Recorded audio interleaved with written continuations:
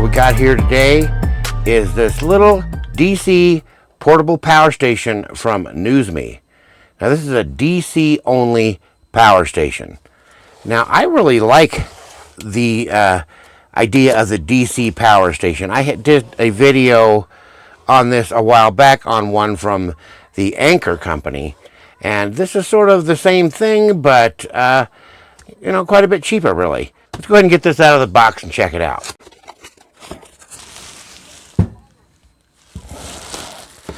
Yeah, we got our power station there. We got a little quick start guide and a USB-C to USB-C cable and another little box here.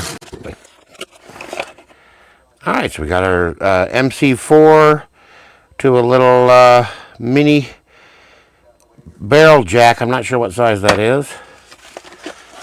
Our cigarette lighter adapter that would go into the side there. The female side. Then we have a male cigarette lighter adapter for charging this up from your car cigarette lighter socket.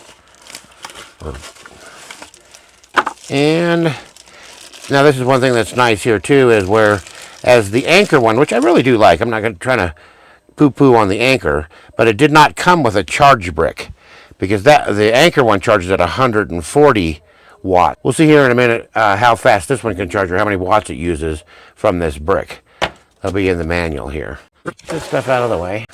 We've got our power button. Got a little light here. Well, first we'll turn the power button on. All right, we'll hit our power button here. Push and hold. And it came three quarters charged here. I wish it had display percentage-wise. I don't like these, but it's a pretty reasonably priced product. So it's really convenient to carry and hold here. So then we've got this little flashlight that's nice. It's actually not a flashlight, more like a lantern, which is perfect for wandering around the house in a power outage or something like that. That's pretty cool. And then we've got our input, which would be for either our cigarette lighter adapter that it came with, or our solar panel. And then we have our output. We got a little DC carport type adapter here to plug that in if you wanted to use a device like that. And then it's got a USB, two USB A's and two USB C's, and these are both bidirectional. And again, we'll look in the manual here and see what the rating on these ports are. It doesn't say on there. Actually, it says right here that the USB 1 and 2, which is the USB A, are 5 volts at 3 amps, 9 volts at 2 amps, or 12 volts at 1.5 amp. Basically QC 3.0. And then the Type C are Type C in and out, which is bidirectional, 5 to 15 volts at 3 amps, or 20 volts at 5 amps PD 100.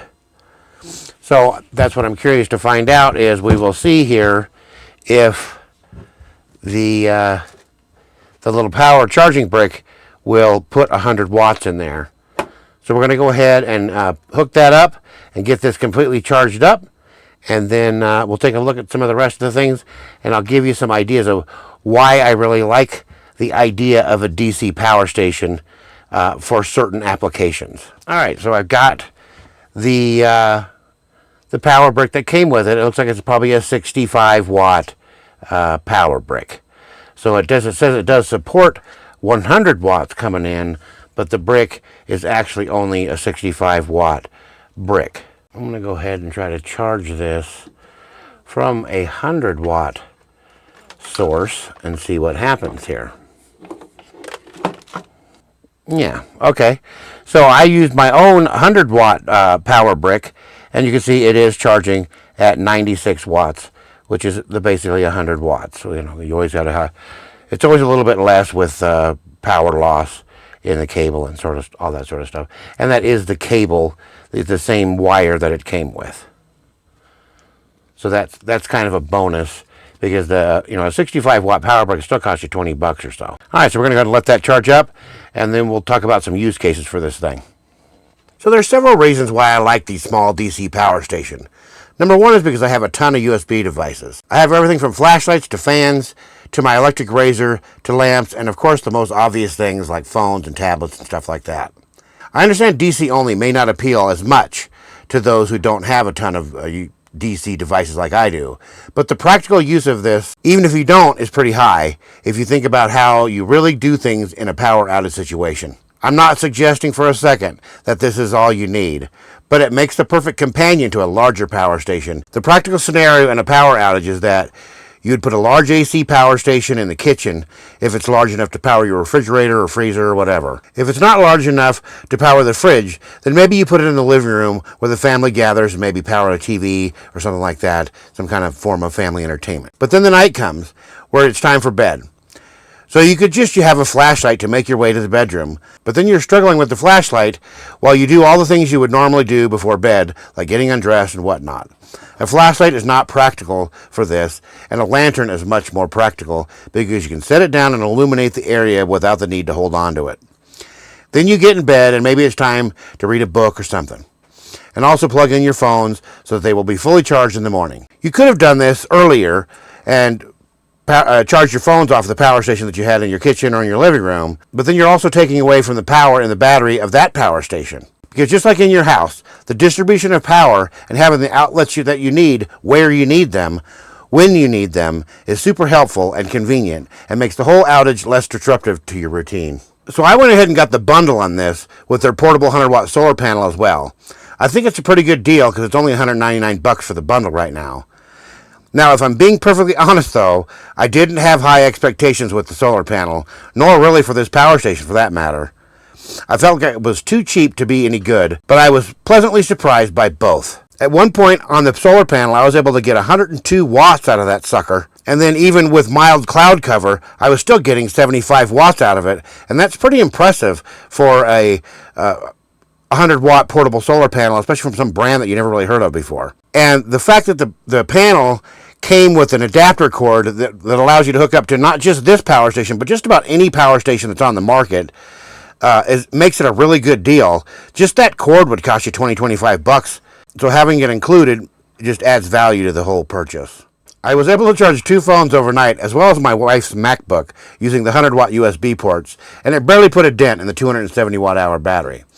So I was able to charge it back up, lickety-split, with the solar panel the next day. The addition of these USB-C ports being bidirectional also means I'm able to recharge this little power station multiple ways. Even from another larger power station, I could just run a cord from that power station into this one and charge this one up, or vice versa if the other larger power station also has a bidirectional port on it. And that gives me the flexibility to move power back and forth and put it, again, where I need it. And that's what's important. So what I'm going to do with this is I'm going to put it on my nightstand in my bedroom and keep it plugged in where I would normally plug in my phone and stuff like that. And then at night, I plug my phone into the power station. Now I will always have it fully charged and at the ready if something were to go bump in the night. And I don't have to scramble around looking for a flashlight in the dark.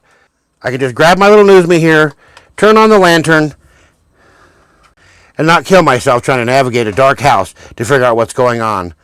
And that's what makes this thing a lot more practical than you might think. So they sell the little power station itself for $149 normally, but they've got a $60 off coupon on it right now, and that only makes it $89. And the bundle with the solar panel and the adapter cable and everything is only $199 for the whole kit. That's a pretty good deal in my book, and I'm pretty happy with it. I do wish it had a percentage meter rather than this bar graph battery indicator thing, but considering the price, I think maybe that's being just a little bit petty on my part. Let me know what you think. Is that being petty? Do you think this is a practical device for you? I don't know. It fits with the way I do things quite well. So anyway, that's it for this video, and